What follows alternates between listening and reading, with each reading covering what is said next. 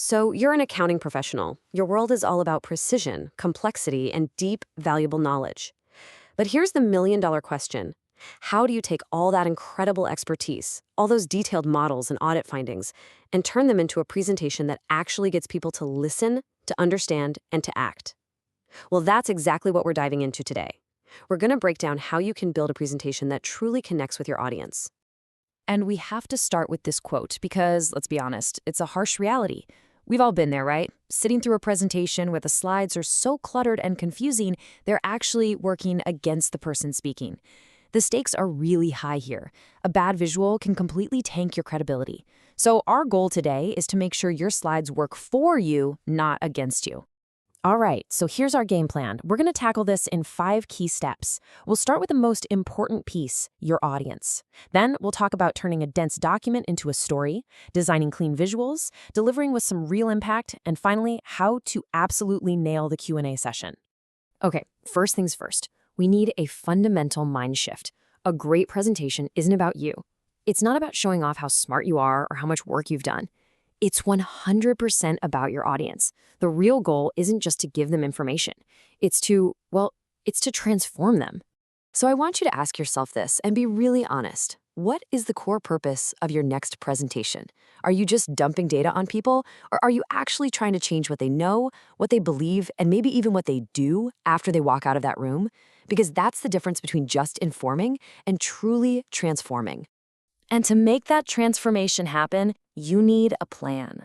This little tool here is what I call the Audience Transformation Roadmap, and you need to figure this out before you even think about opening PowerPoint.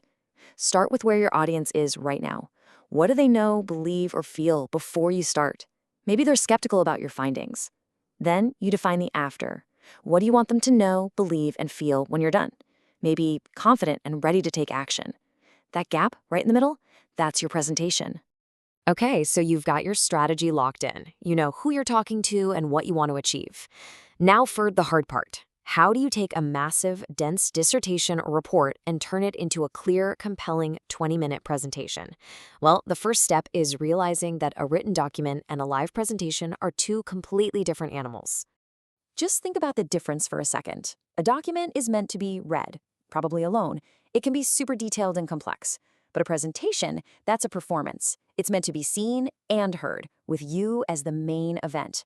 Your slides are just the backup singers. You are the star of the show. Your job is to be simple, clear, and engaging. I love this quote. It just hits the nail on the head. If your audience can get everything they need just by reading your slides, then why are you even there? Think about that. Your slides should feel a little incomplete without you there to explain them. They're a visual aid, not a script for your audience to read. Which brings us to the biggest trap of all, the one we all dread: death by PowerPoint. We've all been victims, and maybe we've even been the perpetrators. But here's the good news. Avoiding it is actually way easier than you think, as long as you follow a few basic rules. You know this slide. We all do. The dreaded wall of text. It's got 1,000,000 bullet points, 3 different fonts, and maybe some cheesy clip art from the 90s. This slide right here, it forces your audience to make a terrible choice. Do I read the screen or do I listen to the speaker? And here's a spoiler alert. They'll try to do both, and they'll fail, and they'll remember almost nothing.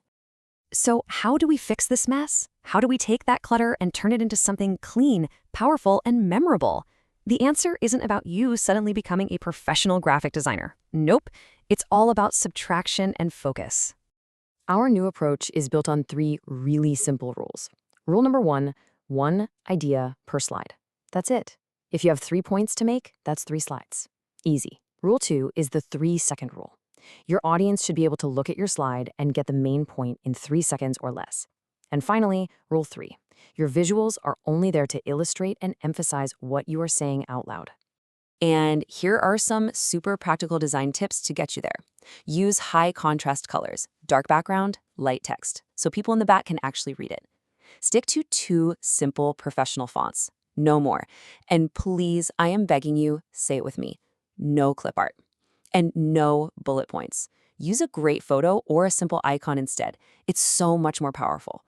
And hey, if you need proof, here it is in a chart, which, by the way, is a great visual. Research consistently shows that a huge chunk of what we learn, around 80%, is visual. When you pair a simple, strong image with your spoken words, retention goes through the roof. A wall of text just can't compete with how our brains are wired. This quote from Da Vinci just says it all, doesn't it? An effective slide isn't one that's crammed with every single piece of data you have. The truly sophisticated, powerful slide is the one that has been stripped down to its absolute core, leaving nothing but a clear, elegant, and impactful message. All right, you've got your audience strategy, you've designed beautiful, simple, powerful slides. Now it's showtime. It's time to bring it all together because your delivery is what breathes life into all that great content. First, you have to practice out loud with your slides. I mean it. Get the timing just right so that what you're saying and what they're seeing are perfectly in sync. Pro tip, use a blank or a black slide when you want everyone's focus to snap right back to you. And this should go without saying, but never, ever, ever read from your slides. And finally, the golden rule. Always have a backup plan. Email the file to yourself, have it on a flash drive. Trust me, tech will fail you when you least expect it. And for many of you, especially if you're in academia, the presentation all leads up to this moment, the Q&A. This is often the most intimidating part, especially in a formal setting like a dissertation defense, sometimes called a Viva Voce.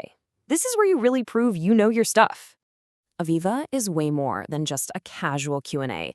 It's literally a defense.